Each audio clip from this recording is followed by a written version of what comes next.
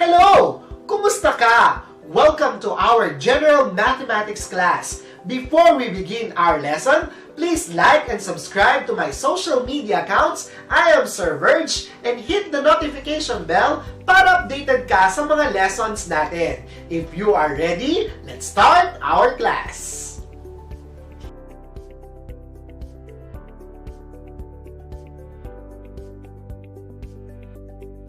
Hello! For today, we will discuss about Module 5, which is rational functions, equations, and inequality. So actually, this is a very easy lesson in our module. All we need to do is to identify these three equations that we have.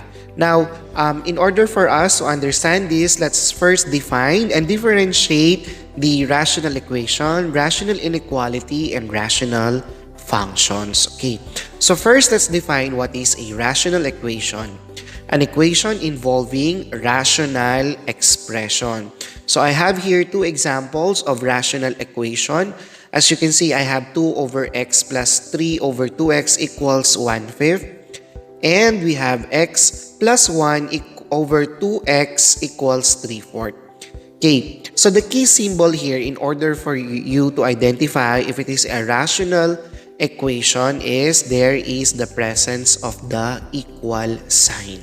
Okay, so as you can see now, since they have the presence of the equal sign, that makes it a rational equation. Okay, so yun lang siya ha. Basta rational equation, makikita nyo equal sign siya dito. Next, for the rational inequality, an inequality involving rational expression. So, the key symbol para makita nyo naman na ito ay rational inequality is simply the greater than or less than symbol. So, this is an example of less than or equal to 2 over x. And this one is greater than or equal to 1 over x. So, pag ganyan yung mga symbol na nagamit, that is a rational inequality. Okay? Next and the last one is the rational function. A function of the form f of x equals p of x over q of x, where p of x and q of x are polynomial functions and q of x is not equal to 0. So, ito naman yung mostly pinag-aaralan natin. Pag may nakita kayong f of x, g of x, h of x, or minsan y, yan.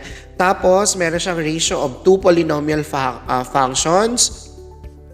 That makes it a rational function. So, pag nakikita nyo na f of x sila, ganyan. So, that makes it a rational function. So, that's how easy this lesson is. All you need to do for the rational equation, so dapat equal sign.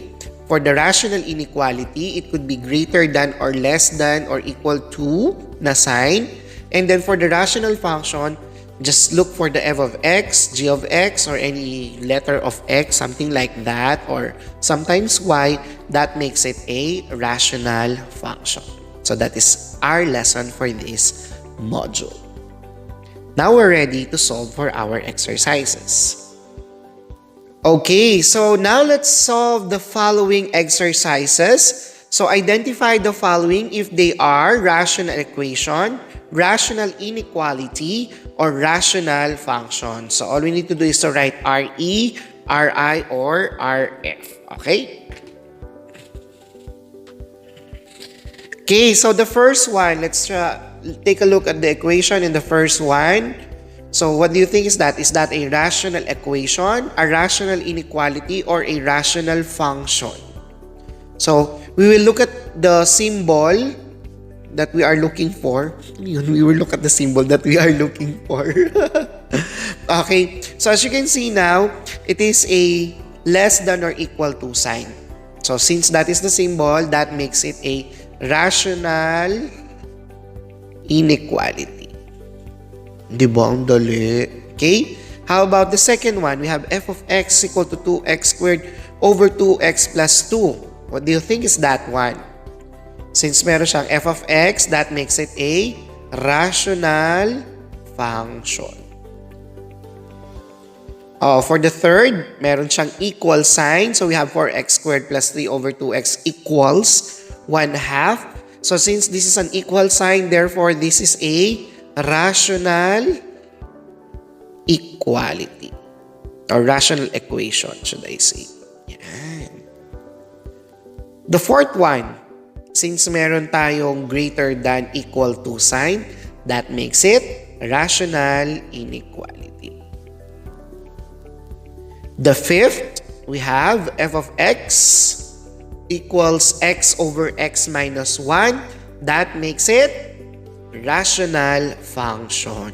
O, diba ang dali-dali ng lesson natin for this module? And the last one, we have x squared plus 3 over 5 equals 1. That makes it a rational equation. Now you are ready to solve our assessment and activities. So I have forwarded already the link for the Google form. So I guess for these exercises, most of you will get a perfect score. Okay, so madali lang to, class. Thank you.